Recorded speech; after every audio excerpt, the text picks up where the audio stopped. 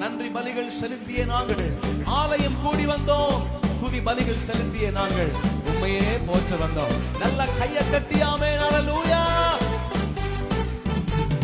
நல்ல கையை தட்டி பாடுங்க பார்க்கலாம்.